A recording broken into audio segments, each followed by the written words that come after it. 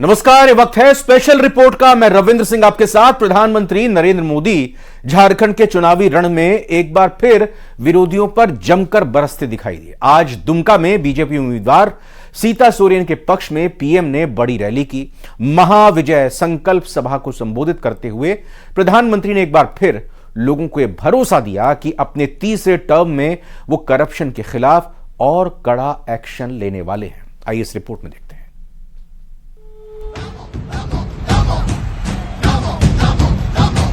भ्रष्टाचारियों पर कार्रवाई और तेज होगी।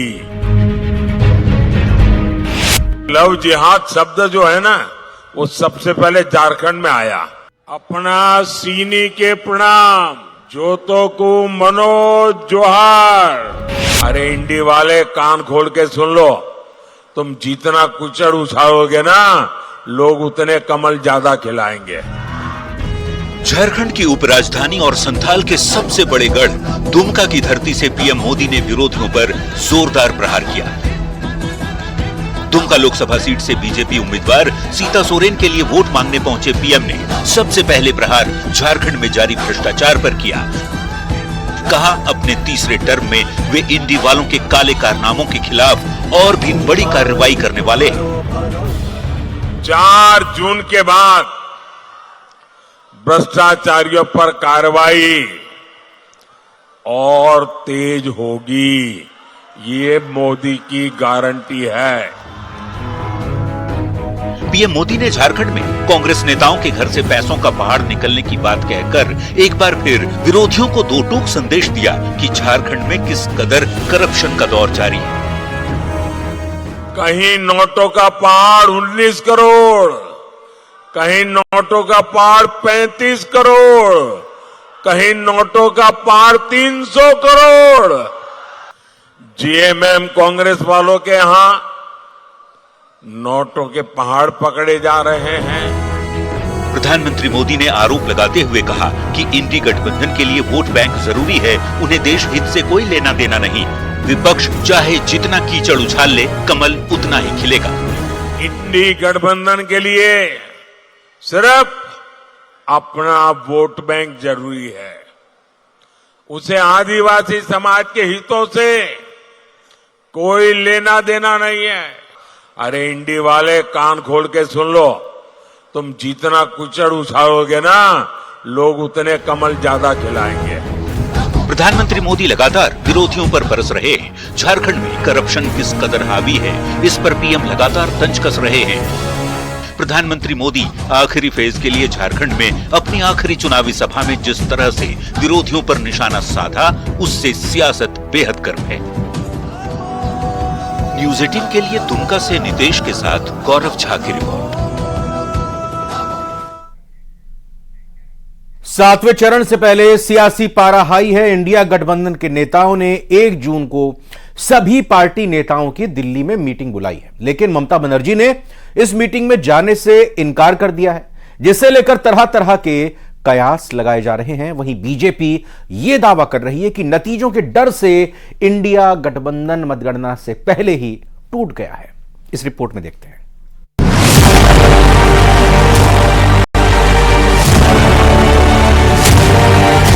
4 जून को लोकसभा चुनाव के नतीजों का ऐलान होगा, लेकिन उससे पहले INDIA के सभी दलों का दिल्ली में जमघट सजेगा, जिसमें राहुल गांधी भी होंगे और अरविंद केजरीवाल भी, अखिलेश यादव भी होंगे और उद्धव ठाकरे भी। लेकिन उस मीटिंग से पश्चिम बंगाल की मुख्यमंत्री ने दूरी बना ली है। तो क्या ये मान लिया जाए कि नतीजों से पहले ही INDIA में फूट पड़ चुकी है, क्योंकि ममता बनर्जी ने इस मीटिंग में शामिल होने से इनकार कर दिया है। ममता ने जो कहा उस पर यकीन करना थोड़ा मुश्किल है। ममता दिल्ली क्यों नहीं आ रही है, आप खुद सुनिए। और इंडिया टीम तो 1 तारीख में ही मीटिंग कर दिया था। मैंने बोला देखो 1 तारीख मैं नहीं जा सकती हूँ कि हमारा इधर में 10 सीट का चुनाव है। वो दिन पंजाब में भी चुनाव हो रहा है लगता है, वो दिन और सारी जगह में चुनाव है, यूपी में भी है। एक साइड में साइक्लोन रिलीफ सेंटर और एक साइड में इलेक्शन। हमको सब कुछ करना पड़ेगा, लेकिन my priority is the relief centre और my priority is the relief centre.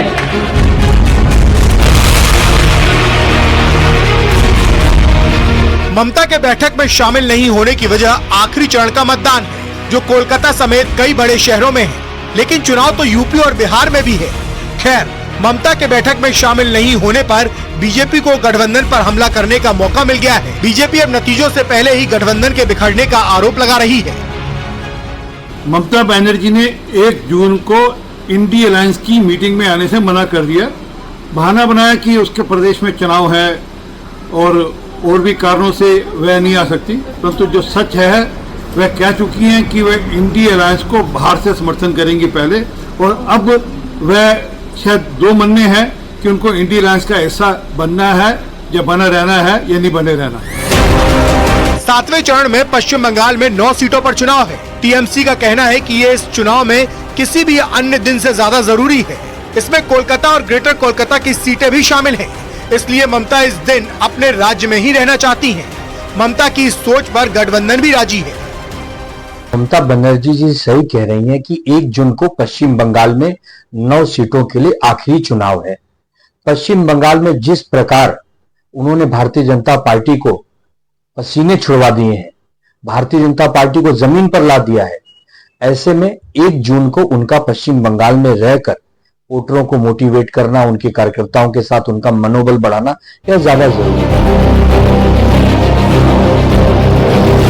नतीजे घोषित होने से पहले विपक्ष की इस बैठक का मकसद रणनीति पर चर्चा और 7वें चरण के दौरान पार्टियों के प्रदर्शन का मूल्यांकन करना होगा। 2 जून को केजरीवाल की जमानत अवधि भी खत्म हो रही है, तो उससे पहले गठबंधन अपने साथियों के साथ आगे बढ़ने की योजना पर मंथन चाहता है।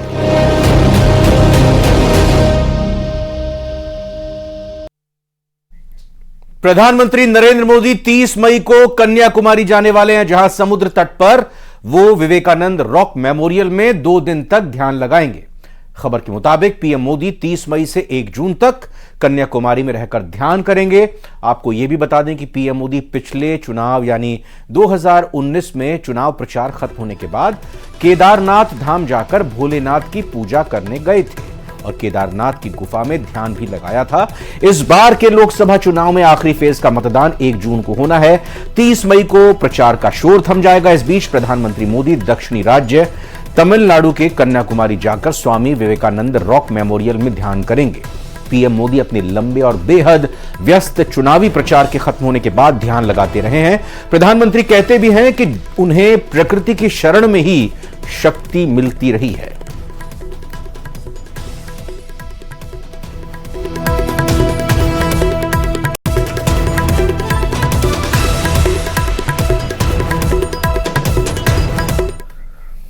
एक तरफ लालू यादव 1 जून की तैयारी में कमर कस रहे हैं, अपने वोट बैंक को जोड़ने के लिए मौलानाओं और पीर बाबा की दरगाह पर सजदा कर रहे हैं। वहीं दूसरी तरफ बेटे उनके तेजस्वी यादव और राहुल गांधी के साथ लंच पार्टी कर रहे हैं और आखिरी चरण से पहले बड़े बड़े दावे भी किए जा रहे हैं। आइए इस रिपोर्ट में देखते हैं।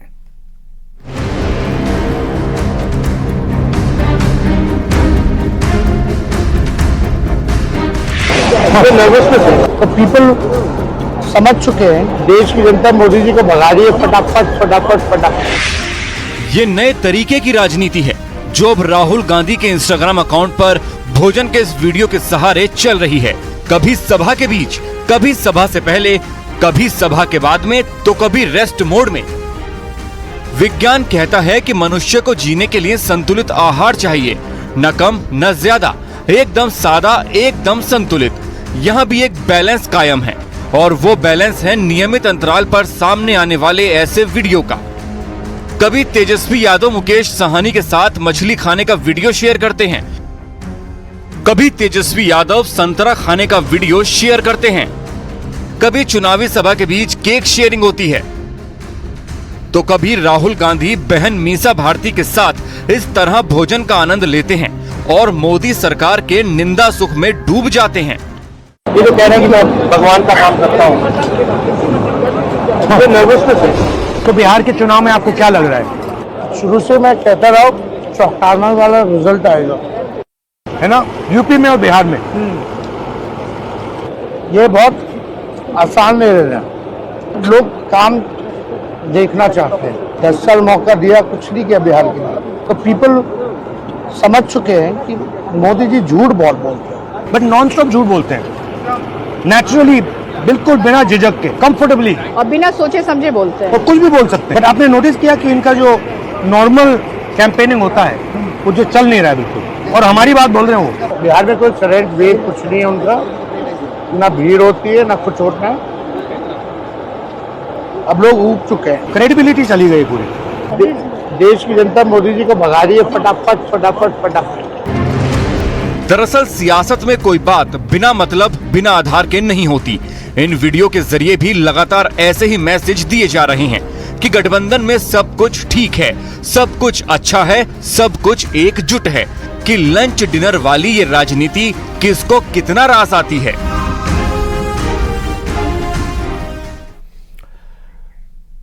सातवें चरण के लिए तमाम दिग्गज मैदान में हुंकार भर रहे हैं। इस बीच पश्चिम बंगाल की मुख्यमंत्री ने कांग्रेस पर बड़ा आरोप लगा दिया है, जिसके बाद कांग्रेस और टीएमसी की लड़ाई सामने आ चुकी है, जग जाहिर हो गई है। इतना ही नहीं, ममता के धर्म ग्रंथों पर दिए बयान के बाद बीजेपी विपक्ष पर पूरी तरह से हमलावर है।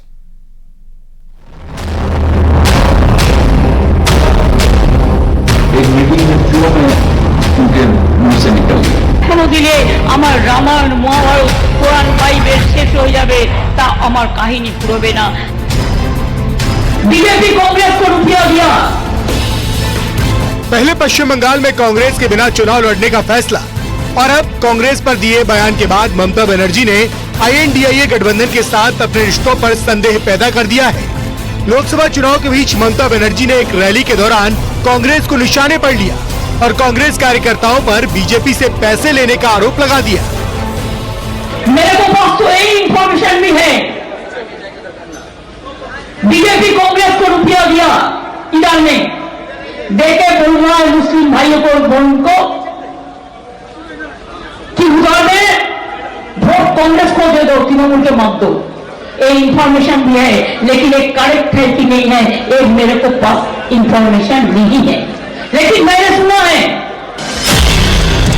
ममता बनर्जी ने बीजेपी पर उनकी पार्टी के नेताओं को खरीदने के लिए लाखों रुपए खर्च करने का आरोप भी लगाया। ममता आखिरी चरण के लिए मैदान में पूरी दम के साथ प्रचार कर रही है। एक चुनावी सभा के दौरान उन्होंने एक विवादास्पद बयान भी दिया, जो अब सोशल मीडिया पर छाया हुआ है। আমার রামায়ণ মহাভারত কোরআন বাইবেল শেষ হয়ে যাবে, তা আমার কাহিনী ফুরবে না। आपने सुना, वायरल वीडियो में ममता बनर्जी एक जनसभा को संबोधित कर रही थी, जहां उन्होंने कहा कि रामायण, महाभारत, कुरान और बाइबल भले ही खत्म हो जाएं, लेकिन उनकी कहानी कभी खत्म नहीं होगी। यह एक अकल्पनीय बात है कि एक राजनीतिक नेता किसी मन से किसी धर्म की आस्था, धार्मिक पाठ के खत्म होने की बात कह रहा हो। हालांकि बीजेपी ने ममता के बयान को सियासी मुद्दा बना लिया है। बीजेपी नेता अमित मालवीय ने वायरल वीडियो को शेयर करते हुए ममता बनर्जी पर निशाना साधा। अमित मालवीय ने लिखा कि हिंदू आस्था और धर्म ग्रंथों के प्रति ममता बनर्जी का तिरस्कार जग जाहिर है, लेकिन यह बयान न केवल अल्पसंख्यकों के प्रति ममता बनर्जी के गहरे तिरस्कार, बल्कि उनके पाखंड को भी दिखाता है। वो विशेष रूप से मुस्लिम वोट चाहती है, लेकिन चुपचाप चाहती है कि कुरान को मिटा दिया जाए। ममता के वायरल बयान पर कोलकाता के मेयर फिरहाद हकीम ने सफाई दी। एक मीटिंग में फ्लो में उनके मुंह से निकल गया। ममता बनर्जी ने यह बयान कोलकाता की रैली में दिया है, जहां वो टीएमसी उम्मीदवार के समर्थन में जनसभा करने पहुंची थी। 3 तस्वीरें आपको दिखाएंगे अभी। ये 3 तस्वीरें जब आप देखेंगे तो अंदाजा लगेगा कि कैसे पूर्वोत्तर के इलाकों में तबाही का मंजर देखने को मिला। मिजोरम से लेकर आसाम तक हर जगह कुदरत ने कोहराम मचाया। मिजोरम में खदान ढहने से बड़ा हादसा हुआ, तो असम में रीमाल तूफान का खौफनाक असर दिखाई दिया। 2 तस्वीर बहरहाल अभी आप देख रहे हैं। हैरान करने वाली तस्वीरें आ रही हैं लगातार। असम की नदियां उफान पर हैं। 3 तस्वीरें भी अब आपकी टीवी स्क्रीन पर आ चुकी हैं। सड़कें बह चुकी हैं, लोग परेशान हैं, हलकान हैं। अभी राहत की उम्मीद इस तरह से कही जा रही है कि यह तूफान आगे बढ़ चुका है, लेकिन यो तूफान निकलता हुआ तबाही के मंजर, तबाही के निशान छोड़ गया है, उससे उबरने में वक्त लगेगा।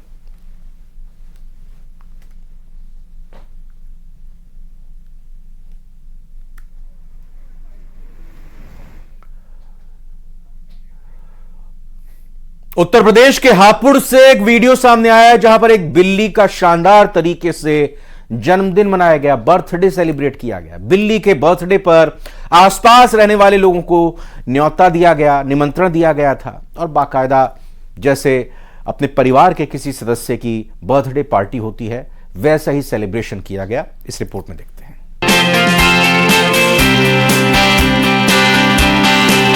जन्मदिन को यादगार बनाने के लिए लोग नई नई चीजें करते हैं। सोशल मीडिया के जमाने में कई लोग जन्मदिन की फोटो और वीडियो शेयर करते हैं। अब तो लोग अपने पालतू जानवरों का भी जन्मदिन मनाते दिखाई देते हैं। हापुड़ में एक परिवार ने अपनी बिल्ली का धूमधाम से बर्थडे सेलिब्रेट किया। बिल्ली कोको के बर्थडे के लिए खास तैयारियां की गई थी। कोको को बर्थडे कैप भी पहनाई गई, केक पर मोमबत्तियां जलाई गई। बाहर से केक का ऑर्डर दिया गया था। गाना गाकर बर्थडे विश भी किया गया। बाद में कोको को केक खिलाया गया। घर वालों के लिए बेहद ही खास मौका था, जिसके लिए पड़ोस में रहने वाले बच्चों को भी बुलाया गया था। सभी को केक और बिस्किट बांटे गए।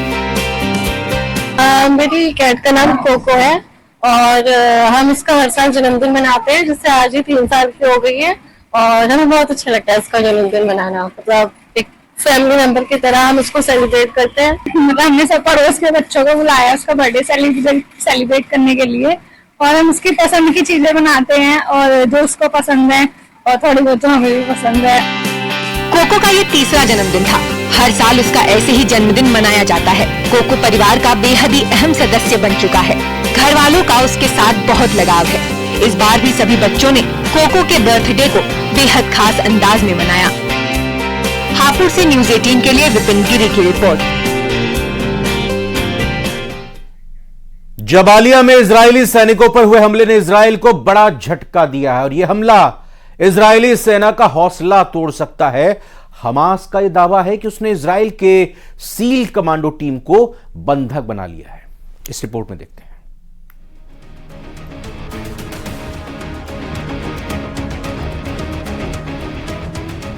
इन तस्वीरों ने इजरायल में तूफान ला दिया है।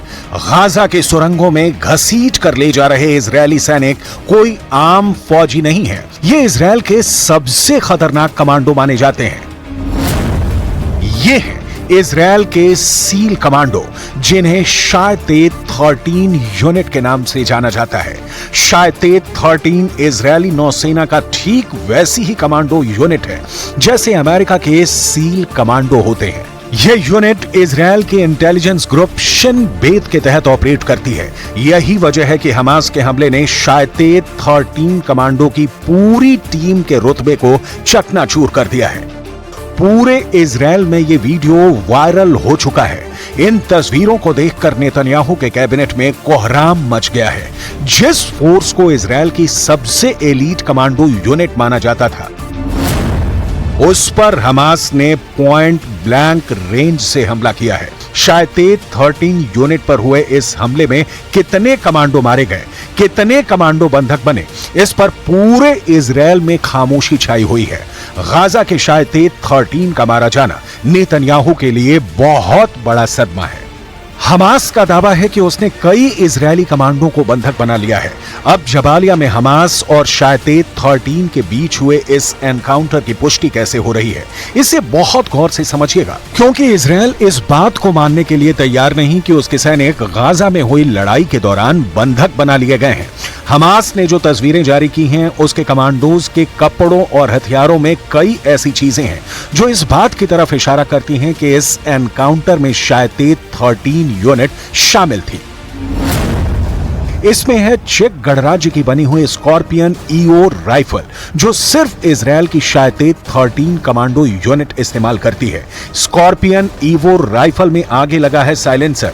इसका इस्तेमाल भी इजरायल की सील कमांडो यूनिट यानी शायतेत 13 ही करती है। शायतेत 13 इजरायल की खुफिया एजेंसी शिन बेत के तहत आती है और शिन बेत की रिपोर्टिंग इजरायल के प्रधानमंत्री यानी बेंजामिन नेतन्याहू को है। यानी अगर गाजा के जबालिया में शायतेत 13 को हमास ने घेर कर मारा है, तो समझ लीजिए कि पूरे इजरायल और खासकर उनके कैबिनेट में सबसे बड़े टारगेट पर बेंजामिन नेतन्याहू ही होंगे। इजरायल की खुफिया एजेंसी 3 हिस्सों में बटी है। पहली है शिन बेत, जो इजरायल की आंतरिक सुरक्षा देखती है, खुफिया जानकारी जुटाती है, ऑपरेशन करती है।